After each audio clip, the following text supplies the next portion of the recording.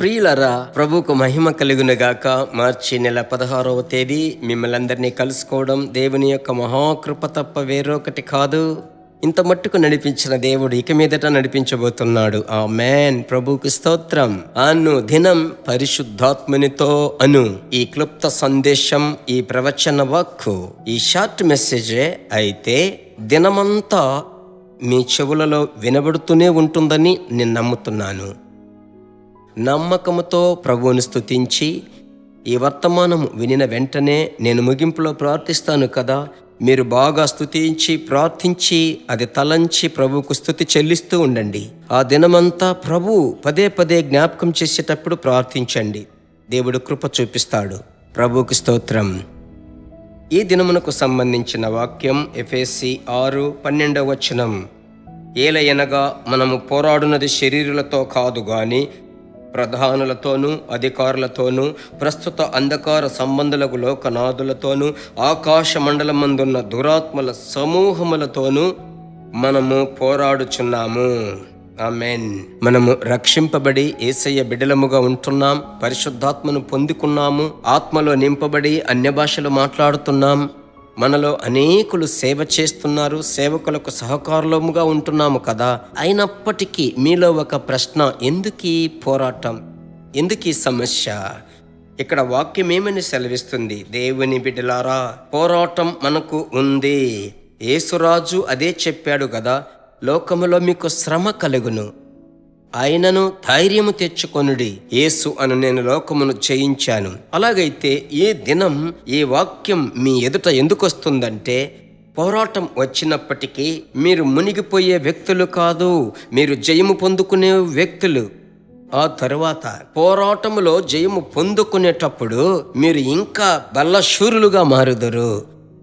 విశ్వాసములో, ప్రార్థనలో, ధైర్యములో ఇంకా బలవంతులుగా మీరు మారెదరు. ఇక్కడ వాక్యము సెలవిస్తుంది, మనకు పోరాటము శరీరులతో కాదు. ఎలాగంటే శరీరము రక్తము కలిగిన వ్యక్తి మనుషులతో కాదు. మనకు మన తోబుట్టువులతో, రక్త సంబంధికులతో, బంధువులతో కాదు. నువ్వు ఎవరెవరిని అనుకుంటున్నావో వారితో అని నువ్వు అనుకుంటున్నావు, అలా కాదు. వాక్యం సెలవిస్తుంది శరీరులతో కాదు మనకు పోరాటం. వాక్యము సెలవిస్తుంది ప్రధానులతోనూ అధికారులతోనూ ప్రస్తుత అంధకార సంబంధులకు లోకనాథులతోనూ దురాత్మలతోనూ మనకు పోరాటం. ప్రార్థించకూడదు, బైబిల్ చదవకూడదు, సువార్త ప్రకటించకూడదు, ప్రభువుతో నడవకూడదు, ప్రభు యొక్క రాజ్యమునకు ప్రయోజనకరముగా ఉండకూడదు, సేవకు ఇవ్వకూడదు, సేవకుల కొరకు ప్రార్థించకూడదు. ఇలాగూ సాతానుడు మీతో పోరాడుతాడు. అలాగైతే ఈ పోరాటంగా ఉంది బ్రదర్, నేనేం చేయాలా సహోదరుడా? ఈ పోరాటం వచ్చేటప్పుడు నేను సోలిపోతున్నానే. నా ప్రియ దేవుని బిడ్డలారా, వాక్యం సెలవిస్తుంది, దేవుని బిడ్డలారా, ఆ పోరాటమును జయించేటువంటి అభిషేకం మీలో ఉంది. ఆమేన్. ఆ అభిషేకమును చేత పట్టుకోవాలి. ఆత్మలో నింపబడి ప్రార్థించి, ఏ పోరాటమైనప్పటికీ యేసయ్యా మీరు నాతో ఉన్నారు, నన్ను కాపాడండి, మీకు వందనాలు, ఆమేనని చెప్పి వదిలిపెట్టండి. తిరిగి మరలా చెప్పిందే చెప్తూ ఉండకండి. ప్రభు ప్రార్థన ఆలకించాడు, దేవునికి స్తోత్రం, నా విమోచకుడు నడిపిస్తాడు అని స్తోత్రం చెల్లిస్తూనే ఉండండి. పాజిటివ్గా మాట్లాడండి. ఆశ్చర్యకరమైన కార్యములు మీ జీవితంలో జరుగును. ఓకే, ఇందుకోసమే మనం ఈ దినం ప్రార్థించబోతున్నాం. ఈ దురాత్మలను వెళ్ళగొట్టేటువంటి అభిషేకం మనకుంది. ప్రార్థించుదాం. పరిశుద్ధమైన మంచి తండ్రి, దురాత్మలను వెళ్ళగొట్టెదవు తండ్రి. కృంగదీసేటువంటి బలహీనతను తీసుకుని వచ్చి, వివాదమును, అనుమానమును తీసుకుని వచ్చి, మనసులో వ్యాకులతను కలిగించి, ఇలాంటి సమస్యలను తీసుకుని వచ్చే అంధకార క్రియలను ఎదిరించే అభిషేకమును మీ బిడ్డలకు ఏ దినము మీరు ఇచ్చి, ఆ అభిషేకమును రగులించి ప్రజ్వలింపచేసి దురాత్మ శక్తులను ఎదిరించుటకు సహాయం చేయండి. ప్రార్థన ఆలకించిన దేవునికి స్తోత్రం, స్తోత్రం, స్తోత్రం. శత్రువును గుర్తుపట్టి మీ బిడ్డలు జయించబోతున్నారు, జయం పొందుకోబోతున్నారు. కోట్ల కొలది స్తోత్రం. యేసు నామములో మంచి తండ్రి, ఆమెన్. ఎంత మంచి గొప్ప సత్యము కదా.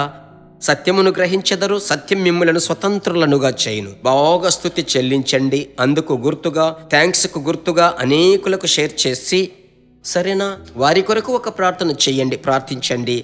ప్రభు నడిపిస్తాడు. మరలా కలుసుకుందాం. God bless you.